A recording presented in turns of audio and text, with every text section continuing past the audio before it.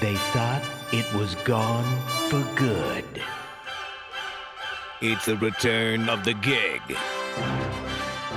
Channel 93.3's Big Gig is back. Rise Against.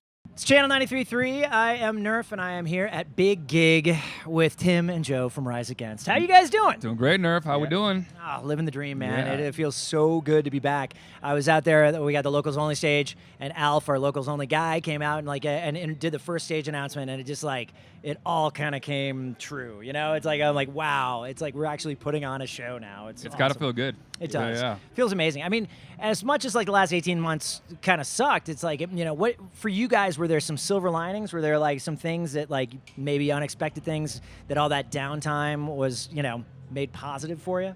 I mean, I think we all kind of did different things, had different experiences. I went back to college, actually. So I did some school, a little that's university, which I'm still doing right now, actually. I was just doing it this morning at my hotel here in Denver. Wow, a little homework? Homework. Yeah, it was Nice. due by midnight tonight, so I had to knock it out before the show. Wow. So that was something I always talked about doing. The band kidnapped me when I was a junior in college. So I was I'll go back one day, So I don't know. awesome. Yeah. Yeah, I mean, I was, fully submerged in e-learning and making sure I was there for my kids this whole, obviously year and a half. Challenging. I have a new respect for teachers.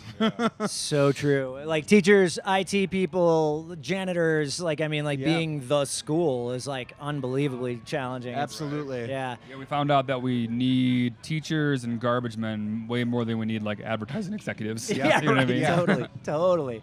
Yeah, definitely. And I mean, it was nice to have all the family time. It's I kind of personally had a different view of food and stuff, as I wasn't getting out as much and wasn't exercising as much, and it was kind of the ups and downs there. I'm okay, I got to stop snacking. I not being in the office was really weird, Yeah. Yeah, so it's I didn't realize how much of a diet work is, Totally. But right on. Well, it's great to have you guys here, and I listened to a podcast that you guys were both on. It turned out a punk, and and love that podcast. And both of you guys, one thing that a kind of a theme between you two, when Rise Against came together as a band, you guys had surprisingly diverse backgrounds within the Chicago punk scene. Yeah. Yeah, talk about that a little bit.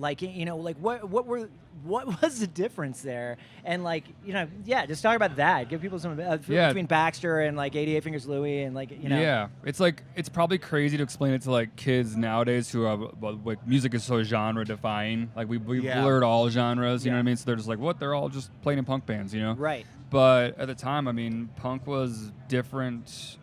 Sounds, tribes, scenes, even in Chicago. Chicago's a big city, so we had a lot of different kinds of scenes, and a lot of those scenes probably had some, existing barriers between them in some way. For sure. To float from scene to scene wasn't something that happened as freely as you might think.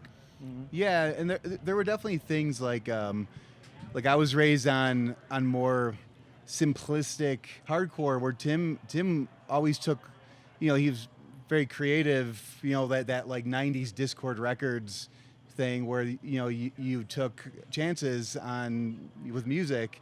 I kept it safe, and I think blending the two we made it into what Rise Against is or was. That's awesome. Yeah, no, definitely you can hear that in the music. I mean, do you guys ever feel like when you're communicating these days, oh, we're from totally different backgrounds, or or is it now you guys have just been together so long that it's probably the further we get away from that epicenter of late 90s, the more it seems insignificant. You know what I mean? But at the time, it's Joe's right. It was probably a little more significant. I think some of our common ground was we loved hardcore bands. Yeah, absolutely. And so that's where it all kind of came together, and it made it more fun because I think it made it less predictable. Right. What we were going to do Yeah. was kind of going to be a mystery and a question mark to even us. Yeah. And then even in the first couple years of this band, there were formative years. We were just kind of groping in the dark. What is our sound? Who are we? What should we be? Should we even be asking these questions or just let it happen? right, right, totally. Now, when was Nowhere Generation recorded? 1920. 1,000 years ago, fourscore. Oh gosh, we came out here to Colorado. Yeah. Well, Joe and I were spending. Dude, Summer 2018. Was it Or no, really? Or no, 19. 2019. So summer of 2019. Yeah. Is that right? We started making trips out here to Fort Collins. Yeah. And showing Bill our ideas. Right. You know, and Bill would even hop on the drum set and play them with us Yeah. a little bit. Yeah. Because we were on this mission to have the songs better form before we presented them to Zach and Barnes. You know. Okay. And so like we were trying to get our ideas together. It was summer 2019. We worked all summer, probably maybe in a little bit of spring. Yeah, And for then, sure. Really got cracking. Like moved into Fort Collins.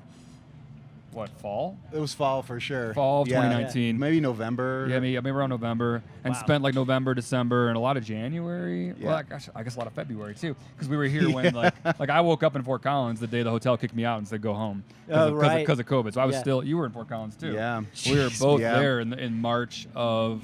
Was it March 2020 when everything kind of happened? Yeah. So yeah. I got one of those calls like you don't have to go home, but you can't stay here. Right. You know. Wow, man. Everybody's like, there's a lot of great stories from people where they ended up, you know, especially bands because they might be anywhere in the world, you know, and like, Yeah. and then suddenly like, and then the label called or the tour manager called and said like, this is our last chance to get home. You know, like, you Oh, know, totally. and, And we like, felt very everything's lucky about because to go crazy. we actually had finished like 99.9% of the record Yeah. when that happened. So we were That's like, awesome. felt very lucky. We felt lucky that we weren't on tour.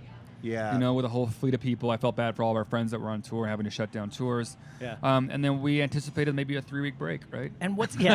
Exactly. Yeah, we'll just go down for 2 weeks and Yeah, we'll be yeah. back right as rain, no problem. Mm-hmm. Well, and what's amazing, what's astounding about this record is that like after all that's happened in the last 18 months, it still works. It still makes sense for our lives now, and it's like and that's really really cool that like you guys can write in such a timeless way. But is there anything that you wish you could go back and like and just inject to like update it?